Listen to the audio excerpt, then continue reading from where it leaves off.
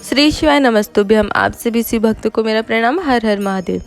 कल है 1 फरवरी, दिन है बुधवार का। साथ ही है एक विशेष तिथि जया एकादशी का। और जया एकादशी के दिन व्रत करने से आपको सभी प्रकार के पापों से मुक्ति मिल जाती है। साथ ही साथ आपकी सभी मनोकामना भी पूरी हो जाती है। साथ ही आपको बता दें कि शिव महापुराण की कथा कहती है कि इस दिन यानी जया एकादशी के दिन आपको व्रत करने से मृत्यु के बाद सीधे मोक्ष की प्राप्ति हो जाती है। धार्मिक मान्यताओं के अनुसार जया एकादशी का व्रत बहुत ही विशेष और फलदायक होता है। गुरुजी पंडित प्रदीप जी मिश्रा ने इस एकादशी के लिए बहुत ही अच्छे उपाय बताए हैं, जिनका वर्णन हम आपको आज की इस वीडियो में करेंगे। उससे पहले अगर आप हमारे चैनल पर नए हो तो आप हमारे चैनल को सब्सक्राइब कर सकते हो, ताकि आगे भी आपको ऐसे ही गुरुजी द्वारा विशेष तिथि की, विशेष दिन की जानकारी ऐसे ही मिलती रहे और आप उसका लाभ प्राप्त कर सके। तो चलिए वीडियो को शुरू करते हैं। साथ ही आपको बता दें, अगर आप कल जया एकादशी का व्रत नहीं भी कर पाते हैं, नहीं रख पाते हैं, तो आप गुरुजी द्वारा बताए गए इन उपायों में से कोई भी एक उपाय कर लेते हैं तो भी आपको जया एकादशी का पूरा पुण्य, पूरा फल प्राप्त हो जाएगा। साथ ही गुरुजी ने उन लोगों के लिए भी बहुत ही अच्छा और आसान उपाय बताए हैं जो व्रत नहीं कर पाते हैं तथा किसी भी कारण से वे एकादशी के इन उपायों को नहीं कर पाते हैं। तो उन लोगों के लिए गुरुजी ने कहा है कि यदि आप किसी एकादशी व्रत करने वाले व्यक्ति के मुख का दर्शन मात्र एकादशी वाले दिन कर लेते हो तो भी आपको एकादशी के व्रत करने का सारा पुण्य, सारा फल आपको प्राप्त हो जाता है। उस व्यक्ति के मुख का दर्शन मात्र कर लेने से आपको सारा फल प्राप्त हो जाएगा।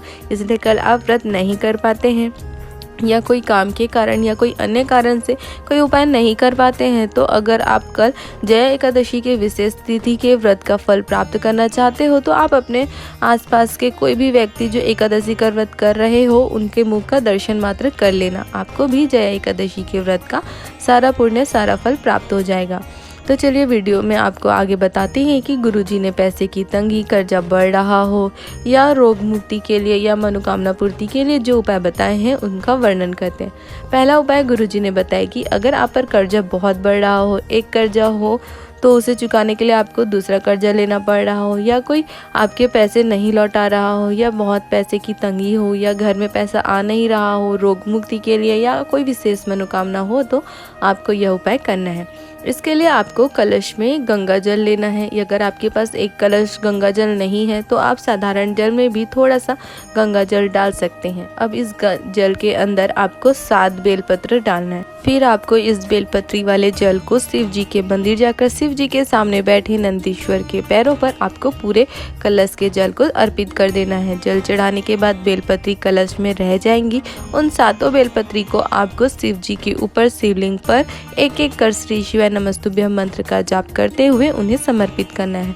और फिर अपनी झोली फैलाकर अपने महादेव से अपनी मनोकामना, जिस भी मनोकामना से आप यह उपाय कर रहे हैं, अपने भगवान शंकर से निवेदन करना है। यह उपाय आपको 3 से 4 एकादशी करने मात्र से आपकी जो भी मनोकामना होगी वो महादेव अवश्य पूरी कर देंगे। गुरुजी द्वारा बताया गया एकादशी का यह बहुत ही विशेष उपाय है। आप कल जया एकादशी के विशेष तिथि को इस विशेष उपाय को जरूर करना।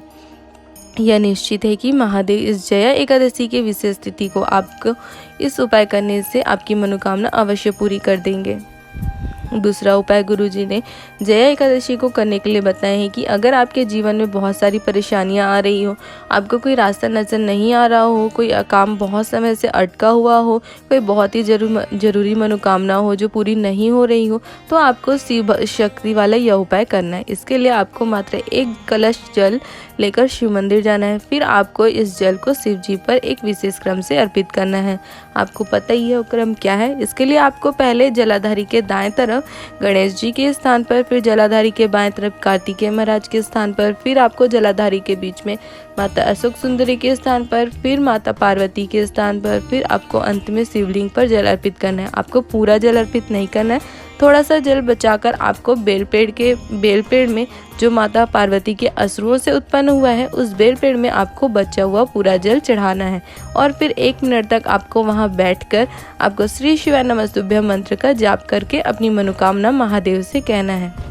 गुरुजी ने बैठकर वहाँ पे मंत्र जाप करने के लिए कहा है। अगर वो वहाँ पे जगह साफ़ नहीं है तो आप खड़े होकर भी मंत्र जाप कर सकते हो। गुरुजी ने कहा कि अगर आप 6 से 7 दिन तक ऐसा करते हो, ज़रूरी नहीं एकादशी को करना, आप किसी भी 6 या 7 दिन तक यह उपाय करते हैं तो महादेव आपकी मनोकामना जरूर पूरी करेंगे, लेकिन आप यह उपाय कल से करना अवश्य शुरू करना। तीसरा उपाय गुरुजी ने बताया कि जिनके घर में क्लेश होता है, भाई भाई में या परिवार में लड़ाई होती है, परिवार में मनमुटाव चल रहा हो, एक के बाद एक व्यक्ति बीमार रहता हो, तो घर में पैसा रुक नहीं रहा हो, बहुत तंगी रहती हो, तो आपको यह उपाय करना है। इसके लिए आपको एक कलश में जल लेकर मंदिर जाना है। फिर आपको उस कलश के जल को शिवलिंग पर अर्पित करना है। फिर आपको 3 बार स्वधा स्वधा स्वधा नाम का उच्चारण करना है। अगर आपके पास समय है तो आप वहां पर बैठकर स्वधा स्रोत का जाप भी कर सकते हैं। मात्र स्वधा नाम का जाप कर लेने मात्र से आपके पैसों की समस्या, बीमारी सब दूर कर देगी माता स्वधा। माँ स्वधा माता पार्वती की नानी है जो पितृलोक में निवास करती है। यह निश्चित है कि माता स्वधा के मात्र नाम जाप कर लेने से आपको सारी समस्याओं से मुक्त हो जाओगे।